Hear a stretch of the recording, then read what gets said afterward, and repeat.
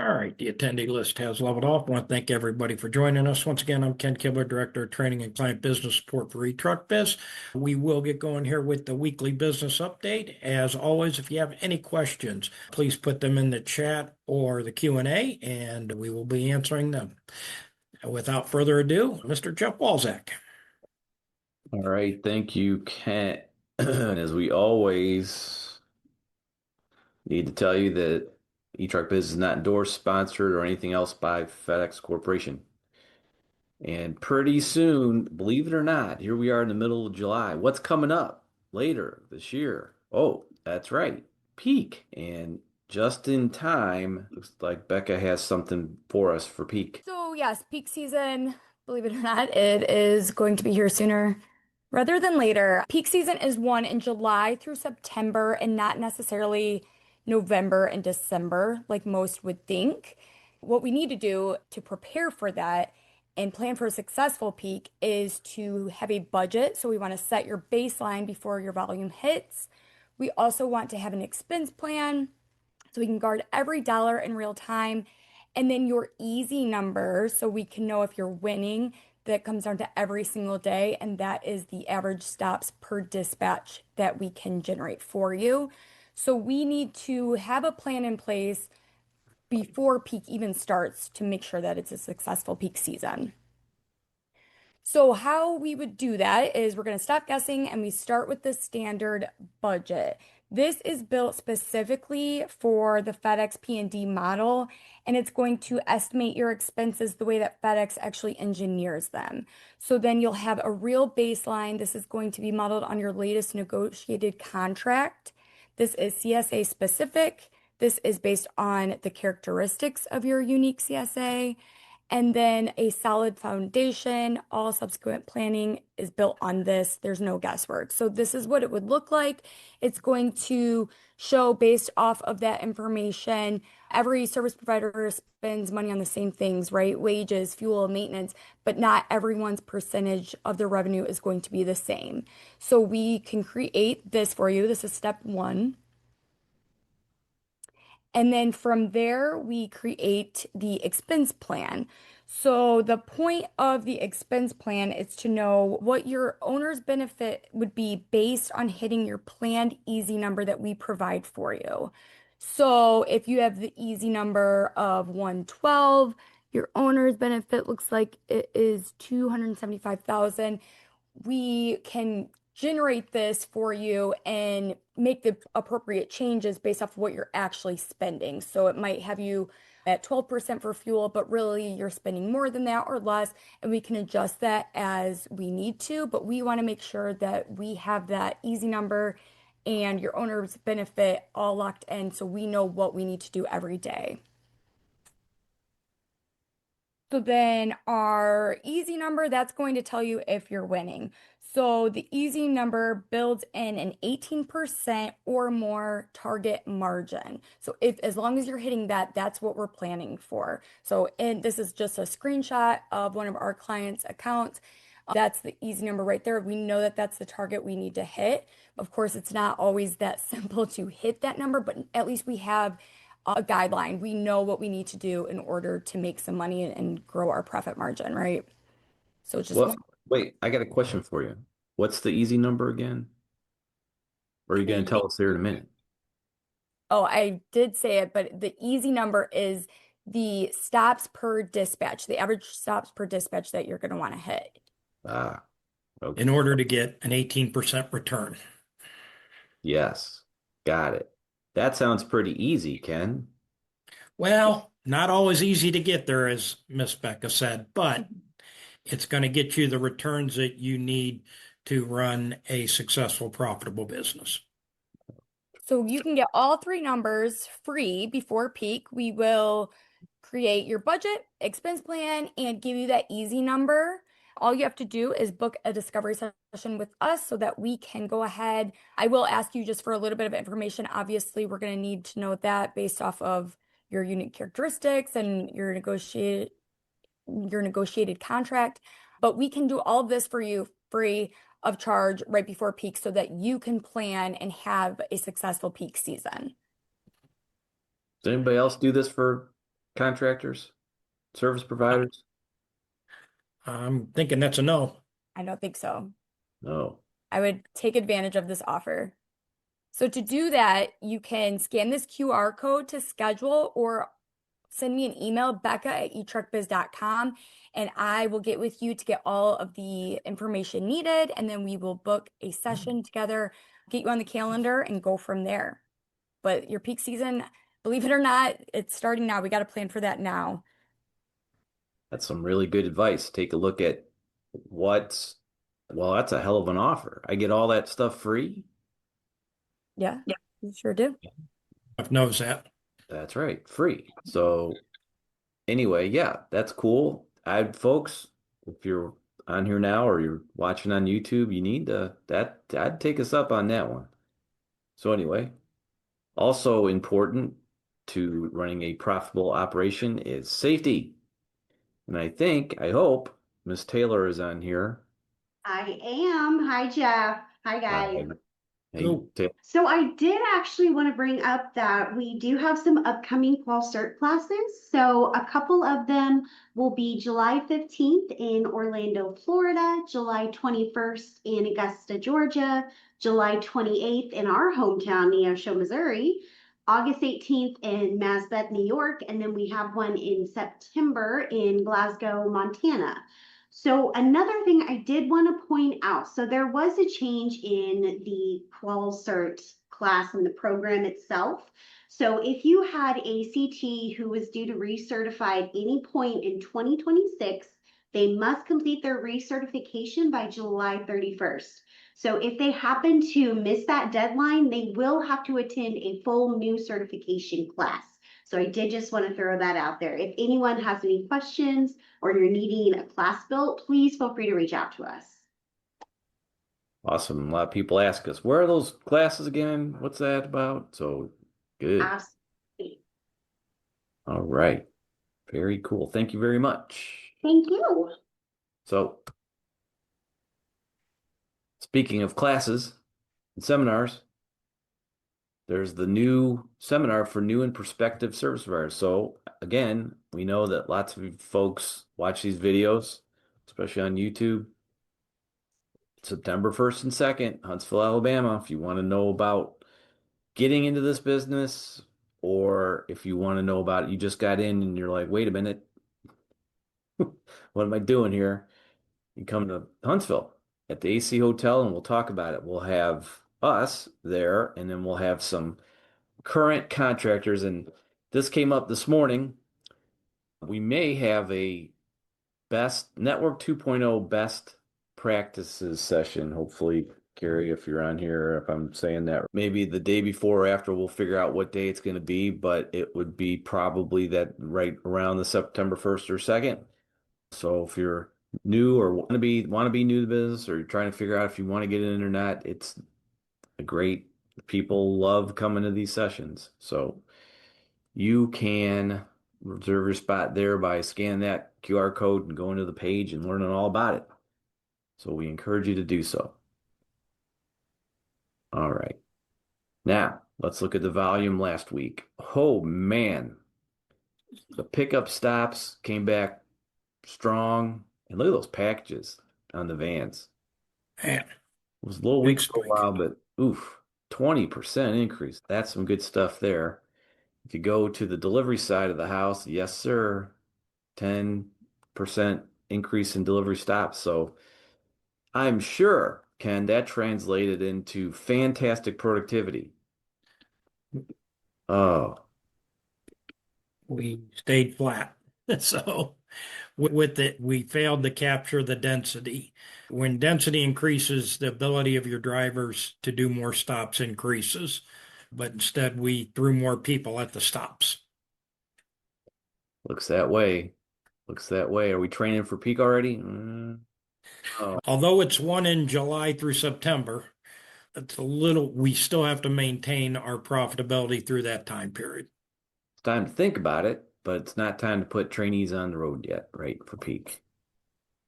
So, again, we know a lot of new folks or people investigating getting into the business. are either on here now or will be. They'll be watching it on YouTube. Here's the thing. There are 5 things that if you do these 5 things, you will be successful as a FedEx, or I'm sorry, as a service provider contracted to FedEx. Happens every time. Let's go through them. So why do we want to go through these now? So the new operators aren't falling behind because the market opportunity isn't there. They're falling behind because they can't execute.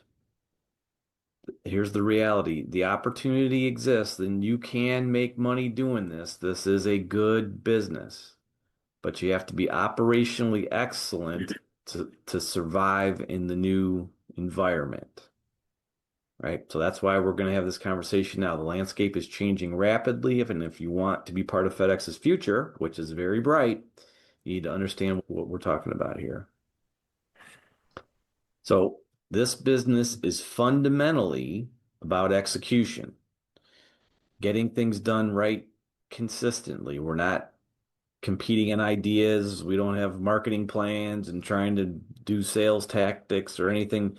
This business is purely an operational based business. So the complexity of running a business is stripped down. We have very few variables to manage, which is actually the advantage to these businesses. But because there are so few fundamentals, each one becomes critical. There's nowhere to hide from poorly executing this business. Success comes down to who executes better day in and day out. Not who's the smartest in the room, not who gets lucky breaks. It's about discipline, consistency, attention to detail, and accountability.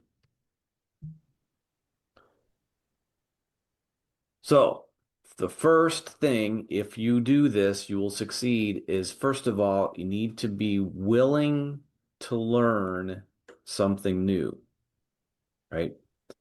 A lot of people start out thinking, I've run this business, I've run that business, and I should be able to do this business. It can't be that much harder. How hard can it be to run a box from the back of the truck up to the porch, right?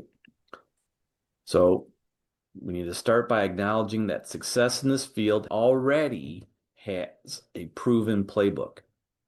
You don't need to reinvent the wheel. We just learn from what already works. And here's another thing. Being a service provider isn't intuitive. It's a specific skill set with its own learning curve. Respect that and be humble about what you don't know yet. The critical point is to be cautious with broker advice. Remember, brokers make money when deals close, not in your long-term success. Their incentives aren't always aligned with yours, right? So again, openness to learning is a competitive advantage in this space. The willingness to absorb and apply proven methods will set you apart, right? The second thing is, and this is probably where most folks drop the ball, is we need to prepare correctly and thoroughly before we stand up to a contract, right? So what's that mean? The timeline matters. You need to start all of our IQ programs at least a month before stand-up day. Well, Jeff, I don't have any revenue. I don't have any packages. I can't do that. No. It's all about getting ready to go, right? And everything we do, and especially, there's 3 IQ programs. There's going to be a 4th. All of those things, if you go through these programs, we're going to prepare you for what's going to happen. Well, just the pricing is adjusted prior to startup. Said if you're panicking about the money, just know that we work with the customers to help build you, to get you up to speed, and the investment is definitely worth it. Well, quite honestly, if you're worried about what you're going to spend before you get started, I don't know that you belong in this business, because preparation is going to cost money. If you don't have the capital to spend to get ready to go, I think that you're already in trouble, right? Because once stand-up hits, and the operations begin, then the daily grind starts happening. Then you can't turn back. It's too late to learn some of the things you should have learned before you got started. So if you didn't prepare properly, you'll be making costly corrections after launch. The pre-stand-up window is your highest return, most wasted asset. So people just don't, they go through the whole thing. They're looking at financials. They're pouring through people's P&Ls, which may or may not be accurate. And they're trying to figure out how they're going to spend all the money they're going to make. That's not it, folks. This business is very demanding. So your best return on any investment would be what you spend on before you get started, right? Poor preparation can cost tens of thousands of dollars before you even get your footing. And hell, maybe more than that. So from the folks that we deal with, this is their number one regret after they get started. They wish they had someone who had told them what to expect and how to prepare for it up front. We see this all the time. All right. The third thing is getting it or understanding that your business lives or dies by what happens in your trucks. It's not anything but that. Those are all important things, and they're things you got to deal with, but the business is all about what happens in the trucks. Everything else, the financials, the business value flows from driver performance and behavior. Most new owners get caught up in non-revenue producing tasks, or even BCs do this because it's often those things are easier to execute than holding drivers accountable. It's easier to say, well, I got to do the payroll, I got to do this, I got to work on the DRO than it is to talk to the drivers, right? That's backwards. You, as the owner, your BCs, or whoever you have in leadership positions, need to talk to the drivers and watch what's going on in the trucks, right? That energy needs to be in the field, watching what's actually happening. That's where money's made and lost, right there. Okay, the fourth thing, if you do this, you will be successful, is to get it or to understand that you need to recruit drivers perpetually.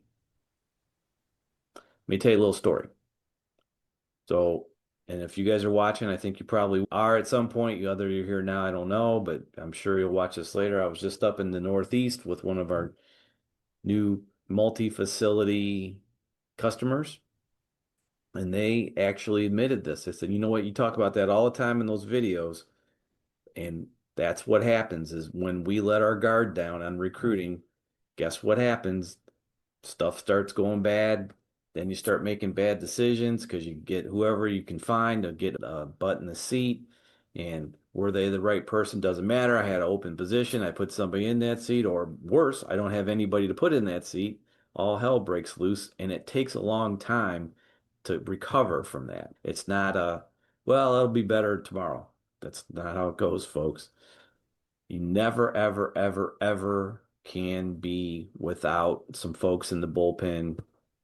Okay, I got to have some folks on the bench. Not recruiting constantly is the number one mistake service providers make. When you wait till you're desperate, you make bad hiring decisions. Is that right, Ken? Absolutely. Don't go shopping when you're hungry. Mm-hmm. Most problems in the service provider business trace directly back to weak recruiting practices or no recruiting at all. We used to say in our sessions, our seminars and stuff, we can trace every problem you have. We can figure out how it somehow got back to bad recruiting, either bad or not recruiting.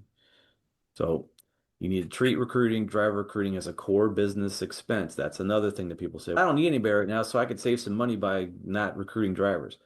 Oops. If you save $1, you're going to spend $5 fixing the problem that you didn't take care of it to begin with, right? Never cut recruiting, never. I got 50 extra drivers, good. 51's better than 50.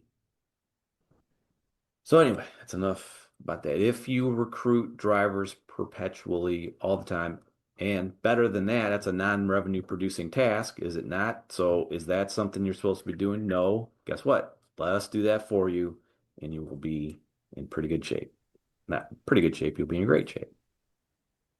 So again, the real cost to reactor, and you want to know where all the money goes. This is where it goes. A bad hire costs $6,000, $7,000. Just said it. All right. The fifth thing is to understand that your dispatch economics are just as and maybe more important than the service that you're providing to FedEx. Well, I got to provide service or else FedEx will terminate my contract. Yep. But you have to do that while you're making a buck. So 14 AVPs, and for you newbies, Alternative vehicle program. So that's somebody getting in their car or van or something and doing that. People say, I just have those. That's great. Those things cost you way more than they don't provide the margins. Those dispatches don't provide the margins you need to run a business.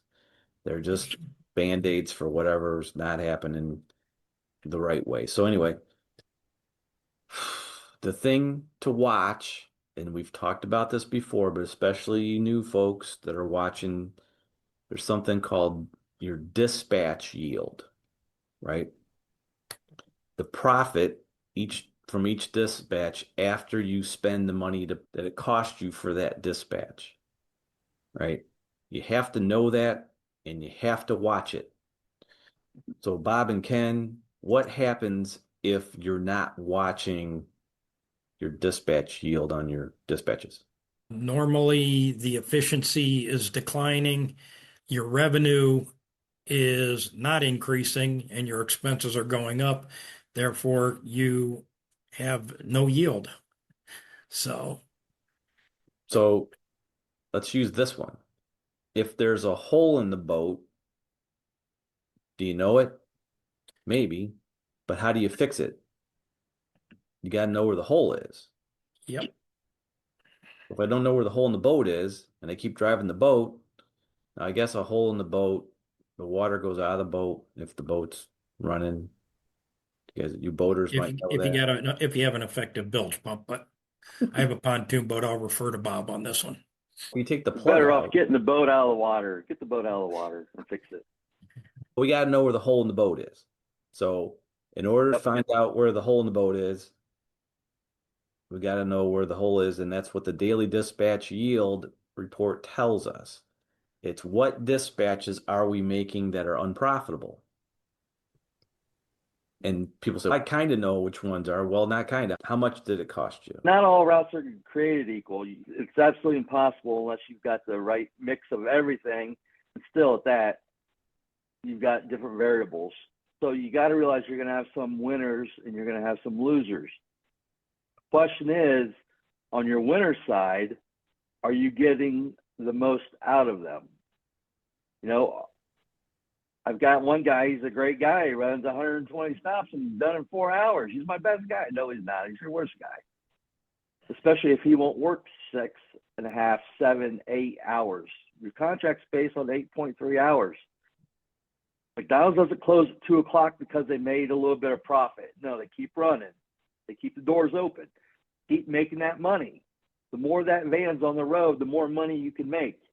You know, use two part-time people if that's what you need to use. Have one run for 6 hours, the other one run for 6 hours. The more that's running, it's just like line haul. When those wheels are turning, they're making money. Asset utilization. Yeah, That's right. you got to utilize that. If I make him work more than 4 hours, then he'll quit.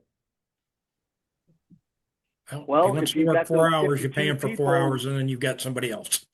So there's always a Yep. solution. Or if you got those 50 applicants that you've been recruiting, well, pull one of them in and get rid of the 4-hour guy if he doesn't want to go hourly.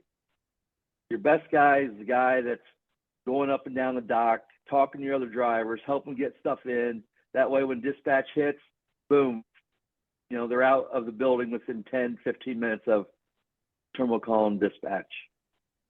Another thing I wanted to bring up, Jeff, I've been working with a client up there in New York, and they just moved into their new building, the same building, new service area 2 weeks ago now. And we started working in April. And right before they made the switch, terminal came in and said, hey, we're moving all your dock loading spots. You're going to be in different areas. So I had to go in and help them with that at the 24th hour.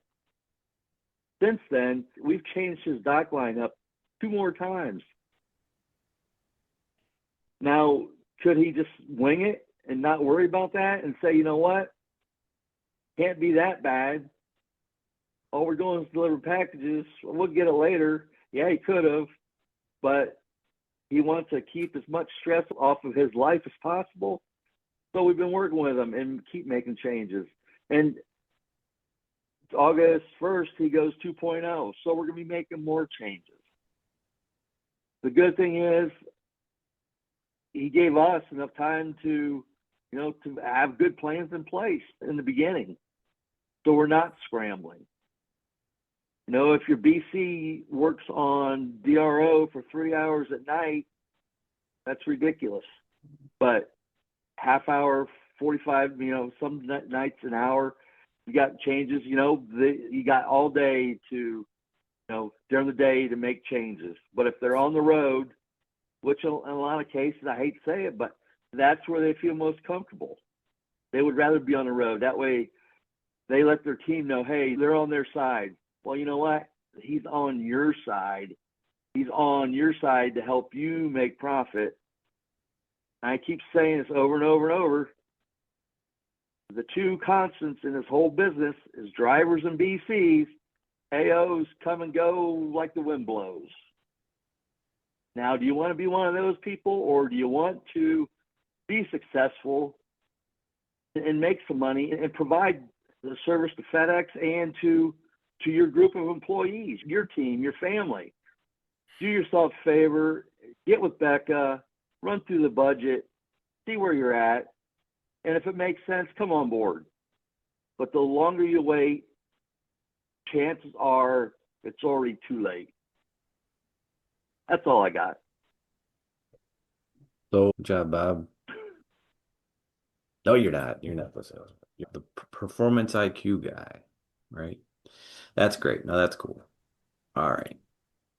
My hair's standing up on end because of freaking Just Yeah. can't. passion. Come on. It is. You guys It can do is. this. You see all these things happen, and then you see people make excuses for the things that happen, and then you just say, look, that's an excuse. There's all these excuses and reasons. It doesn't have to be this way. As we said earlier, there is a way to do this. And excuses and reasons you can't deposit excuses, right? Somebody used to have that sign. Yeah, in fact, if I could turn my thing, you'd see it right now. All right. So again, and really the thing is, a lot of these things we just talked about, it's all nested in accountability, right? You gotta train the folks, observe the folks, follow up with what you saw, and hold them accountable, right? Accountability is not always comfortable, but it's necessary because you can do those first 3. And if we're not going to hold the people accountable, we're not going to get the results that we need. All right. Bottom line, 5 things aren't glamorous things, they're not super secret things, but they are things that will make you successful as a service provider who provides services to FedEx. No question about it. So, are there any questions, comments? As Jeff said, those 5 things, it's not rocket science, but it's a great foundation for your business. You're going to work hard. You might as well get the results that you want while you're working hard, and you might as well get the return that you're looking for. Whether it's one of our programs, as Jeff said, the Budget IQ is going to tell you what that scoreboard is every day, where the hole in the boat is, and then hopefully the Performance IQ program addresses if it's a performance issue, we put the plans in place to get you to that 18% return, or otherwise known as the easy number. which Becca explained what that is today. So eloquently, I might add. But no, we do not have any questions. We will be back here next week. Once again, please remember the dates and the locations for the upcoming QualCerts. You're going to need people for that class because you're going to need people training leading up to peak. So if we don't have any questions, as I said, we'll be back here next week. And if we don't talk to you before then, please have a safe and profitable week. Thank you very much.